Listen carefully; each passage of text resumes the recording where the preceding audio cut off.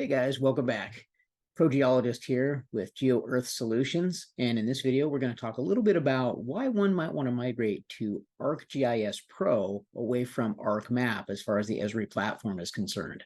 Now, some of you are saying, oh, wait a minute, Cole, let's pump the brakes for just a minute. I'm pretty heavily developed and embedded in ArcMap, and I've heard that there are issues with Arc Pro. Definitely. In this video, we'll talk a little bit about pros and cons, but more specifically, we're going to focus on how to get started in ArcGIS Pro, one of the big stumbling blocks as far as migration is concerned. The ArcGIS Pro package really has many advantages over ArcMap. Just to name a few real quick, and some of the reasons why you might want to consider migrating to Arc Pro include ArcGIS Pro actually being a 64-bit multi-threaded application. It's very powerful with the right processor and the processing speeds behind it. It also has an upgraded display engine, so it allows faster analysis and rendering that's going to help you much, much faster than ArcMap might. The 2D and the 3D maps that get created in ArcGIS Pro can be shared as web maps, which is phenomenal, and web scenes. That's very similar to ArcGIS Online, if you will, and also amongst the ArcGIS Enterprise. And that comes very easily. It's really seamlessly integrated. You can also perform more complete workflows like map creation, data management, right within the application. No need to go within an Arc catalog, which is a separate app. So all that takes place within Arc Pro. Additionally, the cartography setup is so much better than ArcMap has ever really had to offer. Now, some of you, again, will say, well, I disagree with that, but we'll talk about that in another video. Arc Pro is also capable of very fast image loading and reading, whether that be local or it be from a cloud. It's really good about picking up, using those threads and generating those images when you're doing remote sensing. Speaking of remote sensing, there's actually newly improved and greatly attributed tools that are available for remote sensing. They allow you to usually look at fundamental analyses that you would normally be doing, and also allow you to look at the normal difference vegetation index, or the NDVI, the soil adjusted vegetation index, or SAVI for short, and much, much more. Also with that, Pro has an innovated infographics. Charts are beautiful within ArcGIS Pro. So a lot of really good stuff there. So without any further ado, we'll take a look at getting an ArcGIS Pro project started, how we might be able to migrate from ArcMap into Pro, all that within this video, and we'll make it quick, short, and snappy. Without any further ado, let's get to it. All right, so here we are. We've opened up ArcGIS Pro, as we've become very familiar with. And if you've looked at the first pro tip that was posted about changing to dark mode under the applications theme, that's where we kicked off that video. And we're going to kick this video off, again, kind of in the same location. When we get started in ArcGIS Pro, there are a couple different things that we can do. You'll notice that we're on the home screen right now. We've got a couple options. As a matter of fact, if I click here on the left for learning resources, there's some things that I can go through Esri, and Esri is phenomenal with learning resources. We've got the settings options, as we've explored again in the Pro Tip 1 video. We'll look at these settings again as we go down the road here in a couple videos from now, especially as we start thinking about building an R bridge, integrating Python, etc., things like that. But for now, a lot of good learning resources that you can come in here and look. This create a project is pretty much what we're going to be looking at today, but I'm going to be giving you my own rendition of it. Not necessarily geologic data or environmental data. We'll look at some PLSS data and some municipality data, just to keep things kind of simple and to the point. Coming back to the home screen for a new project, we have a couple of different templates that we can mess with. Basically, when we select a template, this is what we're going to start with. Think about the window and it having a couple of tabs or a couple of different screens inside. You might recall from ArcMap how you could have different maps integrated within ArcMap, that application. In this case, we can choose to start with a map. We could start with the catalog open, a scene, and a local scene. We'll get into the difference between these two as well. Or we could start without a template. You can also load a template into your map, which again is a topic for another day. Or I could just go ahead and open up an existing project. In this case, what I'm going to do is I'm going to start by loading a map. So I'm going to choose my template. I'm going to choose map. First thing that we're going to see that pops up is we're going to have a create new project window that pops up. You can see there's a default setting or a default area that you can put this into. I'm just going to simply title this my project. Obviously, I've got my project 2 there, my project. And no offense to anybody out there, but I'm going to call this delete, something that I'm going to remove from my system later. Don't you call it delete. You call it what you want to. Maybe it be a test project, whatever you want to call it. Just don't call it late for dinner, but I'm cha.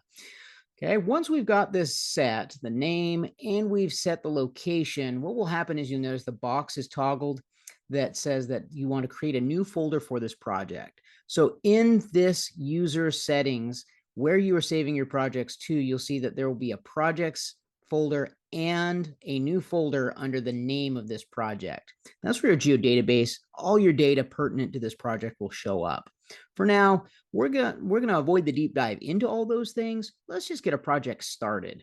But again, have it in your back pocket, know where the location is, where you're saving out to, just in case you lose the map and the connection to ArcGIS Pro when you open up the landing window like we have here to start a new project. Rather than having a recent project available, you may have to navigate to this location. Seldom do I ever have to do that, but it's a good FYI. We're going to hit OK once we've named our project. Monkey flips the switch.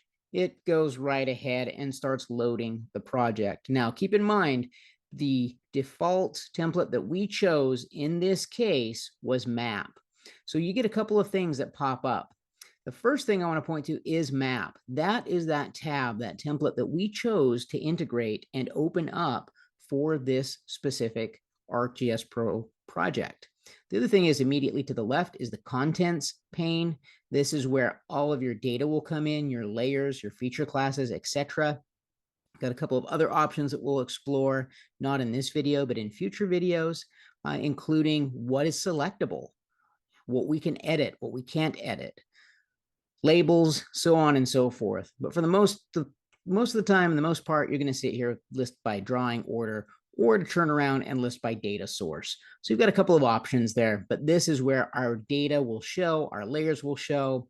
Real quick, since we're talking about the contents, I love this search contents option. This bar has saved my bacon numerous times when I have a major project that's integrated and that spans a 21-mile plus stretch and is approximately 8 miles wide. I get a lot of data loaded in there. Probably not the best data practice, but sometimes you have to have it in there, especially when you're looking at a whole basin from a geologic standpoint. So this search actually allows you to type words in here and you can search. We give it a try real quick. Let's just type in hillshade. Hit enter, and you notice that now I've filtered what is in my drawing order within my contents page or pane. If I hit delete, it will go back. Occasionally I found that I've deleted and I actually have to click back in here and hit enter. So just take that as a side note, but that's the contents pane that's readily available. Now, what's really neat about ArcGIS Pro, and maybe it's actually a big stumbling block for many people, is they're not used to this whole ribbon setup. Think about like a Microsoft Word or a Microsoft Excel type setting, or Access. I know before all the SQL folks out there start throwing rocks at me, hey, at least name and label what kind of rock it is before you throw it, right? So when we look at it, this is very much like a Windows or a Microsoft-based program. Something that I think Isri looked at and said, hey, we've gotten used to this. If I come in here and I click on Map, I've got a couple of options. This Explore icon is going to be your friend. It tells you the ins and the outs, no puns intended there, with navigation. If I have it toggled on, you'll notice that I've got the little finger that's right here. My kids always call it the loser finger. It's making the L. So your little pointer's there. If it's not on and you end up toggling something else, then you can just come back in here and toggle this on. But this is how you could pan around the map. Now, obviously, Pro knew that I was in the United States, so that gave me that default view. If you go to a particular location numerous times, Pro will actually learn where you like to start your projects. That can be a good thing. It can also be a bad thing. Okay, so that's just something to keep in mind. But this Explore tab lets you do that. I can middle mouse wheel in and out. I'm focused kind of down here in the Central Valley, California. There's Merced, Madera, as you can see. I also have a back button, so I can go back to the extent that I was, and I can click that, or I can go forward, which is great. I can hit a full extent, so zoomed fix, or the full extent. I can go to the full global scale, all sorts of options there. Bookmarks are amazing. Let's say that I wanted to zoom in here near Fresno, California in the San Joaquin Valley, and I wanted to set this for Fresno. I can actually click on the bookmarks here, set a new bookmark, call it what you will, say okay. I'm now going to go back to my original extent. Now, clicky, clicky, click. Here are my bookmarks. There's my Fresno extent. Boom, I'm off to the races. So that's really good. The go to XY is also very helpful. If I toggle that on, it brings this little tool pane that I can actually move around, and it allows me to put in longitude and latitude in decimal degrees. I can change it, and I can use US feet. I can use UTM, and it will also drop a pin. Okay, so there's all sorts of stuff that I can do with this if I'm looking at a particular coordinate, an X or a Y on the surface of the Earth. Wonderful little tool if you're trying to fish around and find some stuff pretty darn quick. Okay, so all that's available. Toggle that back off. And you'll notice within this ribbon actually has what are known as groups. So these are tool groups, from clipboard to the navigate group that we were just looking at. Right, the next one is layer, so I can change my base map. Click on that, and we've got some pretty good default base maps. If I wanted to go to a dark gray canvas, I can select that. You notice it changes in my contents, and boom, it's shaped up and changed up my base map. If I want to switch that back, I can simply come back in here. I can choose one. Let's choose topographic, and it will update that accordingly. Now, additionally, I can toggle these off. So there's that hill shade that comes in courtesy of Esri. There's the topographic map, world topography, which is helpful. And so I've got those options there. I can add data. We'll get to that in a minute. I can also add a graphics layer. You'll notice that the selection options remain pretty much the same, if you will, from what was available in ArcMap.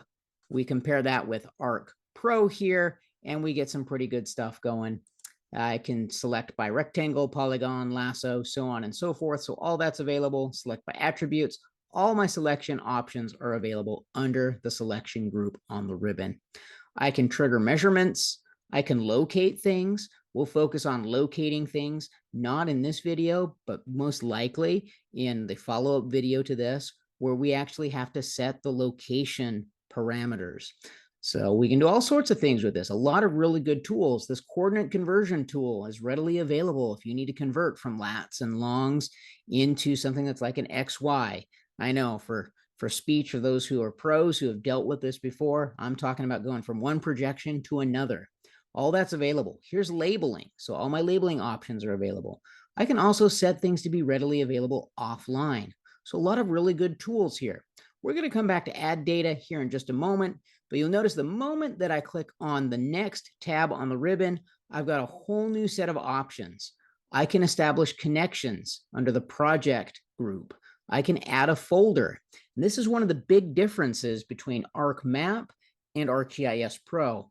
You'll recall from ArcMap, numerous versions. I remember all the way back to ArcMap 9.1. Some of you be like, I've been around a lot longer, youngin'. But I remember an Arc 9.1, and I remember even in the most recent version of ArcMap, you actually had to map out, if you will, each of the drives where locations of your data are. All right, so if I wanted to map out to a particular folder, I can do that. I can toggle it on. I can end up getting that window to open up. Here's that window, and I can go ahead and I can navigate to a particular folder that I want to set as, if you will, a favorite, because that's really what it's doing. So if I say, okay, I've chosen the city of Fresno. Now this is what I'm going to do. I'm going to come back to map, and I'm now going to add data. If I click the add data icon and I go to folders, either here on the left-hand side or in my main window, you'll notice I've got my project, and now I've got my favorites folder or my frequented folders. Okay, if I wanted to add something to this map, I can totally come in here and I can do that. As a matter of fact, let's throw some city limits in here. Here's an old city limits file from the city of Fresno, California. I throw that in here. It gets added to the map. There's the extent in some awful cream-like color, but hey, I can amend and change that all that I want to and need to just as well. Okay. The other way that I can do this is I can actually bring in an Explorer window. And in this case, I'm just moving it from off my other screen, and you'll check all this stuff out. Here's City of Fresno, City of Clovis. Let's go into City of Clovis in this case. I've got all this mess of shape files readily available. And what I'm going to do is I'm going to pan down a little bit. I don't know. Let's go with fire stations. I'm going to choose fire stations version 2.0. I found the .shape file. I'm going to drag and I'm just going to drop it straight in. And now what I've got is there are the city limits for the city of Fresno, city limits for the city of Clovis, and there are a couple fire stations that were associated with this particular shape file. So I can easily drag and drop. I don't have to map to the file location. Probably one of the biggest differences between ArcMap and ArcGIS Pro. Now that can be very helpful, but it also can be a big hindrance if you think about stepping away from a project and needing to come back several months or weeks down the road, and you get in there and you're like, I don't remember where this file is located. Hopefully it's in your GeoDB, right? Talk about data management and data storage and centralization later. But just note that you can drag and drop layer files. You can drop shape files in here. Hey, here's another really cool thing. You know, when you've got those folks out there that deal with KMLs and KMZs from Google Earth and Google Earth Pro, you can actually drag and drop those into ArcGIS Pro and they will display just fine. So phenomenal interaction there. Don't have to do any manipulation or anything. It's a simple drag and drop. Or again, if you're interested, you can set a couple of favorites within your add folder button. Do that, and then you'll have that readily accessible from your add data button right here under the layer group, under the map tab. And again, to access that favorites folder, we're going to insert, add folder, navigate to the folder, add it to the system, and you're ready to rock and roll. Okay, so you can see a couple of things going on in here. One of the other things is you'll notice that this ribbon is very dynamic. If I click off of the map, you'll notice that I have a couple different options. Come back here, let's take a look at city limits. If I wanted to look at this feature layer, I can change the symbology. Well, I can also change the symbology over here. Rather than finding symbology under properties, I can actually come down about midway and I can choose symbology. So two ways that we can actually access this. Right-clicking on the shapefile or the feature class and layer that we want to mess with in the contents pane, or in the drawing group that is found straight up under that feature layer when we select it in the contents pane. In this case, I'm going to click on symbology here. It's going to pop out on my right-hand side, and I've got a couple of options. I'm going to avoid the single symbol. I'm actually going to set unique values, and we're going to set those unique values. Let's see what we can set them off of. Let's do it off a shape area. See what that does. Boom. Nice colorful rainbow going on there. And so we can see shape area or whatever category I want to colorize it to. I can come in here and I can actually set the symbol color or the style that I want. Maybe I want this to be a brighter green, a quetzal, if you will, or something like that. I can select that. It can apply it directly. I can step back from the gallery, and there we have that applied. Obviously, it's a very small outline for this city limit set that I'm using, but you can see how we can mess around with the symbology. And again, that is found by either right-clicking on the feature class or coming up to symbology and clicking on symbology. The symbology pane will open up right there. Okay, a lot of really good tools in here. Labeling's readily available. If I wanted to turn on a label, it's based on what I have selected in my contents pane. Right now, I've got it set for city name. I toggle that on, and lo and behold, there we are. Fresno, Clovis, Sanger, Fowler, all the way up and down 99. And so we've got a lot of good options readily available. Well, there's a lot to explore in here. Come back to analysis. This is where we can do a lot of raster analyses, contouring. We can open up our geoprocessing pane by finding our tools under analysis. We can find all sorts of stuff in here that can actually help us run the analyses that we need to do. Here's one of my favorites, the geostatistical wizard. Again, and I know you're probably getting tired of hearing this, one of my favorites, and there'll be a video for that in the up and coming weeks. So a lot of good stuff that's going on here. I'm actually going to go to data. So I'm skipping around for a minute. This is kind of newer with the newer version of ArcGIS Pro, data engineering. I saw this demoed at one of the Esri conferences just before COVID and then shortly after COVID. And it was really interesting to see the data engineering. So rather than taking and scraping and cleaning and white scrubbing your data in Excel or in some other format, some reader, text reader, you can actually do it within this data engineering. We can create charts. We can do all sorts of stuff in here. A lot of options for us to mess around. As I mentioned at the start of this video, lots of really good charts that we can mess around with and that we can create some stunning visuals from. Really good data analytics, really good data analyses that can be conducted if you know how to construct these things. So what's the takeaway here? Well, takeaway is we've got a lot of options. Our editing toolbar is here. We can create and modify things from here. We've got save options. We can edit and undo. So all those are available under the edit bar. We can mess around with the imagery if we have a raster. Again, raster functions, raster editor.